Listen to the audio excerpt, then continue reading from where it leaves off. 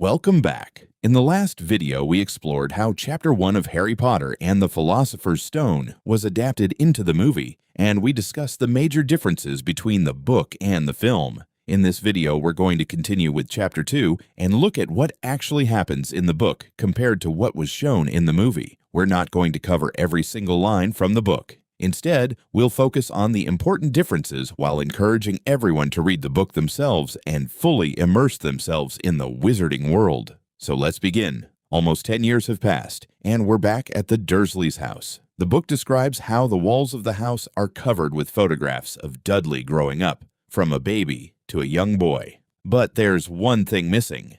There isn't a single photograph of Harry. That small detail immediately tells us how the Dursleys treat him.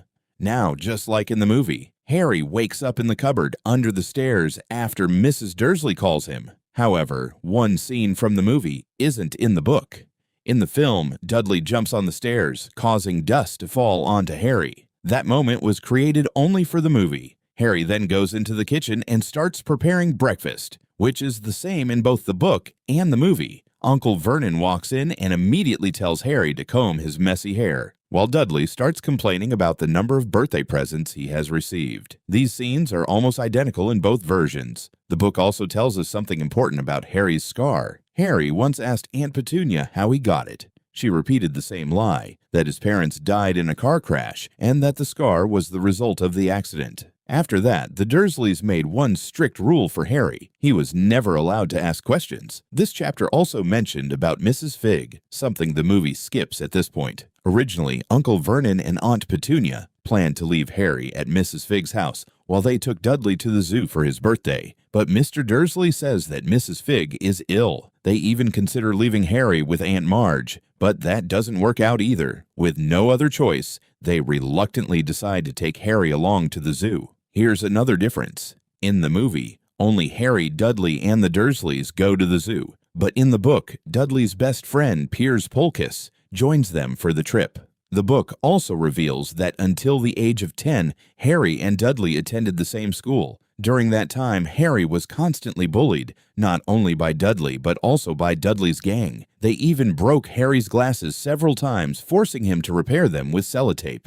On the drive to the zoo, Harry casually mentions that he had a dream about a flying motorbike. Uncle Vernon immediately snaps at him and says, "Motorbikes don't fly." Once they arrive at the zoo, the book spends more time showing them exploring different animal exhibits and even having lunch before finally reaching the reptile house. Everything else is mostly the same. Dudley becomes fascinated by the large snake. Harry quietly talks to it, and, surprisingly, the snake seems to understand him.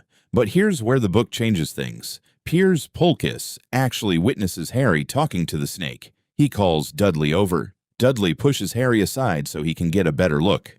Then, as both Dudley and Piers lean against the glass suddenly disappears. Unlike the movie, Dudley doesn't fall into the enclosure. Instead, the snake calmly slithers out, thanks Harry, and escapes.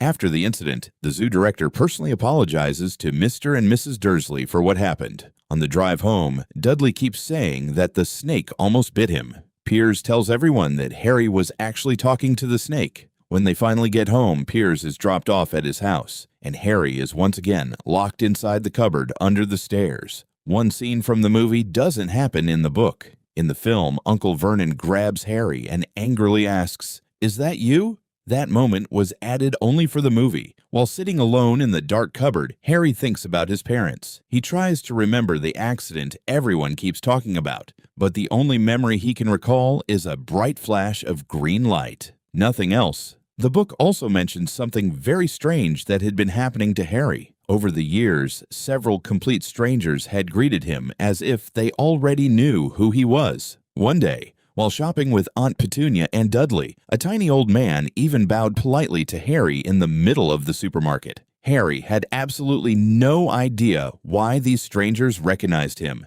and that's where Chapter 2 comes to an end. As you can see, the movie follows the main story quite closely, but it leaves out many small details that help us understand Harry's childhood and the magic, mystery surrounding him. In the coming chapters, the differences become even more interesting, so make sure to stay tuned. Thanks for watching, and I'll see you in the next video.